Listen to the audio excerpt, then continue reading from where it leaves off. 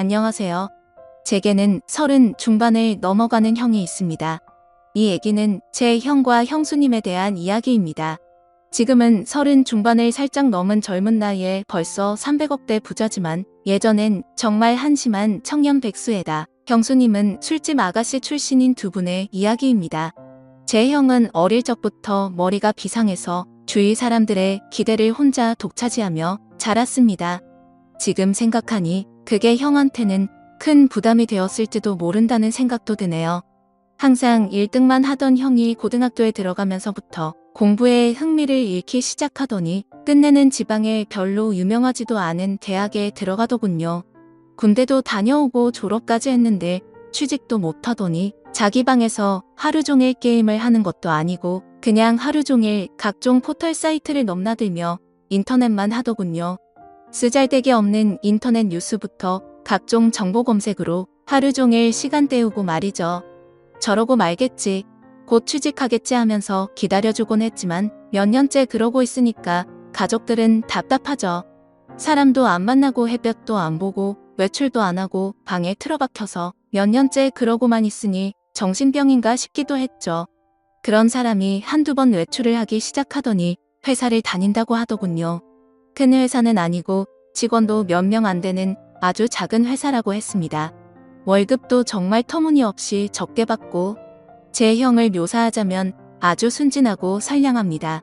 그런데 숫기가 별로 없는 성격이었습니다. 언제나 허허 웃고 마냥 사람 좋아 보이는 이런 형이라서 연애를 못하더라고요. 직원이 몇 명 안 되니 사내 연애도 불가능하고 그렇다고 동호회를 다니며 연애를 해보려 시도하는 성격도 아닌 것 같고요. 보다 못해서 제 후배 중에서 예쁘고 똑똑하고 모든 면에서 괜찮은 애들을 몇 명 소개시켜줬습니다. 그런데 여자애들이 하나같이 하는 말이 사람은 좋은데 재미가 없다면서 남자로서의 성적 매력이 없다고 그냥 삼촌 같다고 이렇게 애프터를 거절하더라고요. 하긴 옷도 세련되게 못 입고 농담도 잘 못하고 차도 없는 사람을 그 친구들이 좋아할 리가 없겠죠. 그런 형이 언젠가부터 연애를 한다고 하더라고요. 그런가 보다 하고 말았는데 반년 정도가 지나더니 결혼하겠다면서 여자분을 하나 데리고 왔는데 이건 뭐 숙맥 같은 형하고는 어울리지도 않을 정도의 미인을 데려왔더라고요. 키도 172 넘어 보이고 날씬한 데다가 얼굴도 얼마나 예쁜지. 제가 지금껏 봐왔던 미인들 중에서 5손가락 안에 꼽을 정도로 상당한 미인이었습니다. 아무튼 어찌어찌해서 결혼을 하고 작은 전세방을 구해서 나가더군요. 지금부터는 형이 주말에 저를 형 자택으로 불러서 해준 이야기입니다. 형 집에 도착해서 간단한 요리와 맥주를 마시면서 고백할 게 있다면서 말하기 시작했습니다. 형이 회사를 다닐 때 형이 맡은 프로젝트가 잘 끝나서 사장이 크게 한턱 쏜다며 여자들과 노는 술집으로 갔답니다. 여자에게 숙맥이었던 형은 제대로 놀지를 못했고 구석에서 어색하게 앉아있다가 같이 앉은 아가씨와 맥주를 서로 따라주고 홀짝거리면서 얘기를 주고받았답니다. 형은 그 아가씨가 참 마음에 들더래요. 다른 직원들은 각 파트너를 데리고 방을 나섰고 형은 그냥 조금 걸었으면 좋겠다고 하면서 아가씨와 길을 걸으면서 이런저런 얘기를 나눴답니다. 좋아하는 노래, 영화 같은 얘기부터 별의별 얘기를 다 나눴다고 하더군요. 정말 오랜 친구 같은 느낌이 들더랍니다. 지루한지 모르고 얘기 나누며 그렇게 걷다가 호텔로 갔대요. 사장이 준 돈으로 방을 하나 얻어주고 아가씨를 객실 안까지 같이 가지고 그냥 나왔대요. 매일 원치도 않은 술 마시고 사랑하지도 않는 낯선 남자와 있어야 하는 게 얼마나 힘들까 하는 생각이 들었답니다. 그래서 그날만큼은 남자한테 시달리지 않고 푹 쉬도록 혼자 방에서 숙면 취하라고 말해주고 나왔다고 하더라고요. 근데 형이 부탁이 하나 있다며 이렇게 재미있게 대화를 나눠본 게 처음이라고 친구하면 정말 기쁠 것 같다고 해서 전화번호를 얻었답니다. 그렇게 문자도 주고받고 가끔 전화도 하면서 친구가 되었다고 하더군요. 또 친구에서 연인이 되었던 거죠. 형수님 말씀으로는 매일매일 그런 일상에 몸과 마음이 너무 힘들었는데 형 같은 친구는 다른 세계에 사는 친구를 하나 얻은 듯한 느낌이었고 지친 일상을 잊게 해주는 휴식 같은 사람이었다고 하더군요. 그렇게 가까워지면서 연인으로까지 발전했는데 형이 결혼하자고 할 줄은 사실 기대하지 않았답니다. 그런 일하는 걸 알면서도 결혼하자고 하는 사람은 없으니까요.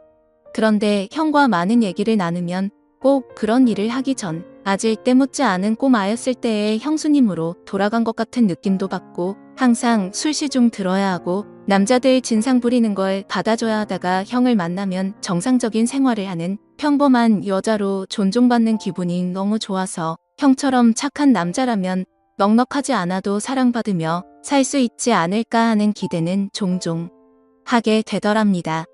그렇게 서로 마음을 확인하고 결혼하기로 약속을 했고 형수님은 다행히 빚이 없어서 큰 탈업치 업소일을 그만둘 수 있었답니다. 결혼 후에 형이 회사를 관두고 음식 파는 가게를 시작하고 싶다고 해서 부모님께 2억을 빌려서 가게를 냈고 예상 밖으로 돈이 더 들어서 형수님이 예전에 일하면서 모아둔 1억 5천까지 보태서 시작했는데 3개월 정도까지 안 되다가 점점 단골이 늘고 해서 소문이 나면서 북적이기 시작했답니다.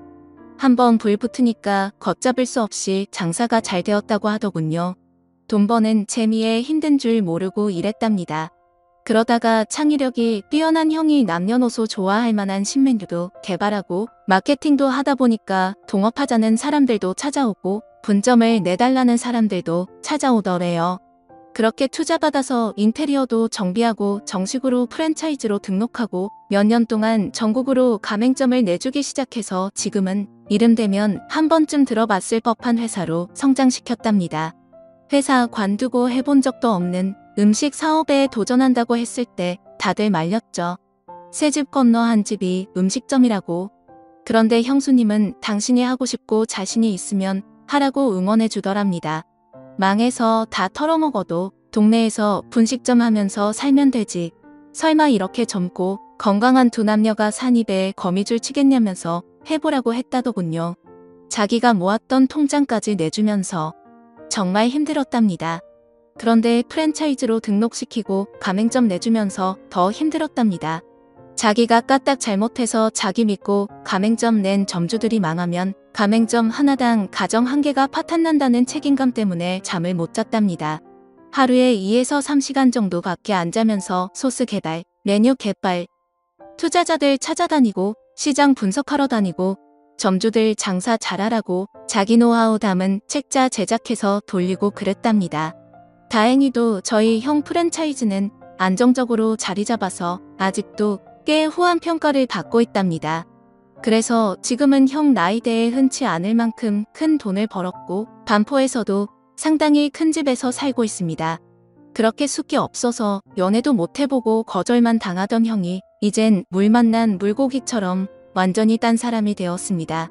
자신감과 의욕도 넘쳐 보이고 완전히 노련한 사업가처럼 보입니다. 비싼 맞춤 수트 입고 기사까지 있는 차를 타고 다니니까 제 형이지만 참 다른 사람처럼 느껴지더군요. 이래서 사람 팔자 알 수 없다고 하나 봅니다. 형은 지금도 바빠서 집에 늦게 들어가고 주중에 형수님과 시간을 보내주지 못해서 늘 미안해서 수시로 형수님한테 전화 걸어서 사랑한다고 말해준답니다. 그리고 주말, 주일은 정말 중요한 일이 있지 않은 한 오직 형수님과 아기만을 위해서 시간을 보낸다더군요. 주말, 주일은 형이 청소하고 설거지하고 요리까지 해서 먹인답니다. 주중 동안 그렇게 일하고 주말까지 그러면 힘들지 않냐고 하니까 자기는 사랑하는 아내랑 아이를 위해서 음식하고 설거지하면서 쉬게 해줄 수 있다는 게 너무 행복하답니다. 아내랑 아이 얼굴만 봐도 행복해서 피로가 풀린다고. 형수님은 업소일 하면서 너무나 간절히 평범한 생활을 꿈꿨었기 때문에 집에서 집안일하고 아기 키우고 형 옷 세탁하고 다림질하는 게 너무너무 행복하답니다. 저희 형수님 그렇게 부자가 되었는데도 명품백이나 시계나 외제구두 같은 거 갖고 있지 않은 것 같습니다. 형수님 말로는 주말에 형님이랑 정원에서 배달시킨 치킨이랑 맥주 한 캔씩 먹으면서 얘기하는 게 너무 행복하답니다.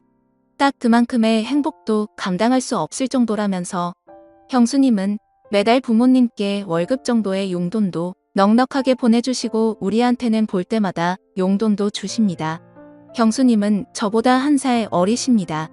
그런 형수한테 학생도 아닌 번듯한 직장 다니며 나름 연봉도 꽤 받는 제가 용돈 받는 게 웃기는 것 같아서 애도 아니고 용돈 주지 마세요 했더니 형수가 자기가 번 돈이 아니라 형님이 번 형 돈이라고 자기는 단지 전해주는 것만 할 뿐이고 아무리 나이가 들어도 형한테는 언제나 어린 동생들이니 형이 용돈 주고 싶어 할 거라면서 받으라고 하는데 이것 참 난감하더라고요. 부모님은 형수님을 참 좋아하십니다. 남편한테 잘하고 시부모님께 잘하고 참하고 인물도 훌륭하고 뭐 보는 사람마다 며느리 칭찬을 하니까요. 저희 부모님도 형수님을 딸처럼 아끼십니다. 늘 우리 딸 그러시거든요. 처음엔 형수님 외모가 너무 바비인형 같아서 어리숙한 형 등쳐먹으려는 꽃뱀이 아닐까 하는 의심도 했었지만 지금은 존경스러울 정도입니다. 시부모님과 우리가 형수님께 너무 잘 대해줘서 형수님은 자신의 과거에 대해 숨겨온 것에 대해 지금껏 늘 죄책감을 갖고 살았답니다. 그래서 털어놓고 싶어서 지금에서야 우리한테 말하는 거라고. 그래서 저는 누가 뭐래도 형수님은 우리 식구들이 가장 좋아한 우리 형수님이었고 앞으로도 그럴 겁니다. 형님과 형수님이 성실하게 살았다는 건 알았지만 그렇게 남들보다 몇 배로 애를 쓰며 살았다는 것까진 몰랐네요. 형수님 앞으로도 우리 형님 잘 부탁드립니다. 고맙습니다. 하면서 절을 하니까 형수님이 고맙다면서 우시더라고요. 저까지 마음이 아프더라고요. 얼마나 마음고생을 하셨으면. 인간적으로 존경스럽더라고요. 잠도 못 자고 남들보다 더 애쓰며 살았고 그 정도의 큰 규모의 사업체를 잘 이끌어가고 있고 부자임에도 사치하지 않고 참 건전하고 예쁘게 사는 걸 보니 내 형님, 내 형수님이지만 인간적으로 너무 보기 좋습니다. 부모님께는 아직은 말씀드리지 않는 게 좋겠다고 했습니다. 저야 젊으니까 이해할 수 있지만 어른들은 그렇지 않을 수가 있거든요. 죄책감을 덜기 위해 말씀드렸다가 혹시나 더 큰 걸 감당하셔야만 할까봐 서로 상처가 될 수 있는 사항이잖아요. 아무튼 모든 분들이 저희 형님과 형수님처럼 현명하고 예쁜 사랑을 했으면 좋겠습니다. 긴 글 읽어주셔서 감사합니다.